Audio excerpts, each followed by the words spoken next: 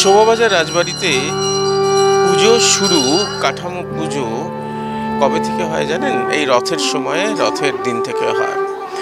এবং এই জগন্নাথ দেবের আরাধনার সঙ্গে সঙ্গে দেবী দুর্গার আবাহনের যে প্রথম পদক্ষেপ, সেটাও শুরু করা হয়। তবে শোভাবাজার রাজবাড়িতে আরও দুটো মজার ব্যাপার আছে। একটা হচ্ছে কাঁঠাল, আর একটা হচ্ছে উল্টো রথ। 8 দিন না, 9 দিনে।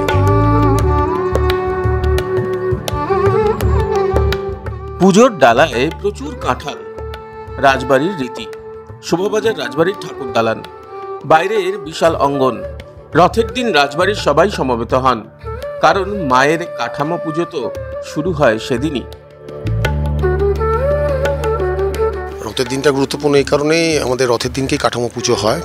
তো এবছরও আমাদের দুর্গাপুজো 269 বছরে পা দিল, এবং রীতিনীতি মেনে রথের দিন রথের দড়িও টান পড়বে এবং কাঠামো পুজো। এবং কাঠামোর একটা বিশেষত্ব হচ্ছে মা দুর্গার যে ডান পা, যেটা সিংহের উপরে থাকে, সেই 2.5 হাত যে বাঁশ মায়ের খুঁটি হিসেবে ওটাকে আমরা পুজো করি। এটা রাজা নবকৃষ্ণদেবের আমল থেকেই একই রকমভাবে হয়ে আসছে, এর কোনো ব্যতিক্রম কিছু ঘটেনি। আমাদের 8ম জেনারেশন, আমরাও সেটাকেই বয়ে চলেছি।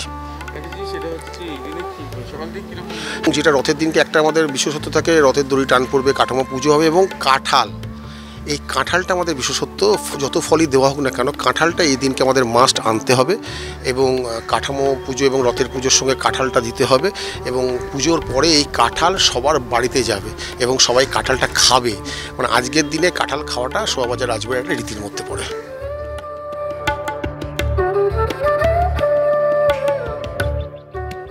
রথ তো আমাদের এটা 269তম বর্ষে পদার্পণ করলো।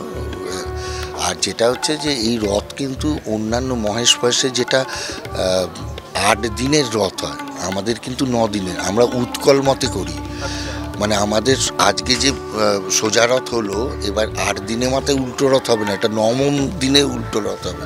এটা কমপ্লিট হয়ে যাওয়ার পর, উৎকল মতে একদম পুরীর মতে রথযাত্রা হবে, একদম পুরীতে যেতে হবে। কাঁঠাল তো সেবায় বেশি বল, আর জগন্নাথ দেব তো কাঁঠাল খেতে ভালোবাসতে, পছন্দ করে, খুব পছন্দ করে।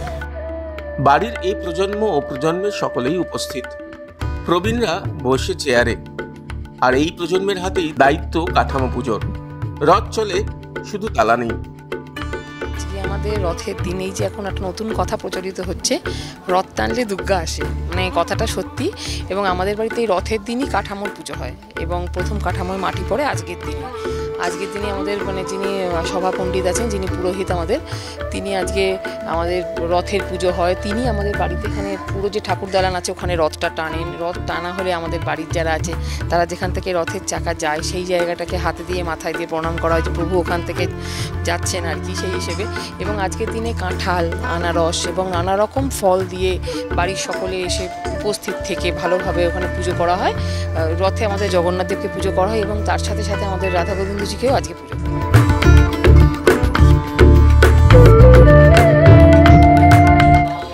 রথ রয়েছে, রথের পাশে খুঁটি রয়েছে, যে বাঁশ পুজো করা হবে, যে খুঁটি পুজো করে পুজো শুরু হয়, তার পুজো হচ্ছে।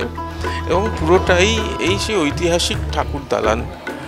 শোভাবাজার রাজবাড়িতে যারা আসেন তারা দেখেন, শুধু পুজোর সময় তো একটু অন্যরকম বদলে যায়, কিন্তু পুজো যখন সূচনা হয় এই দিনেও কিন্তু এই ঠাকুর দালানেই সবার যারা আসেন সবাই মিলে একটা পুজো ভাব তৈরি হয়, যেটা এখন হচ্ছে।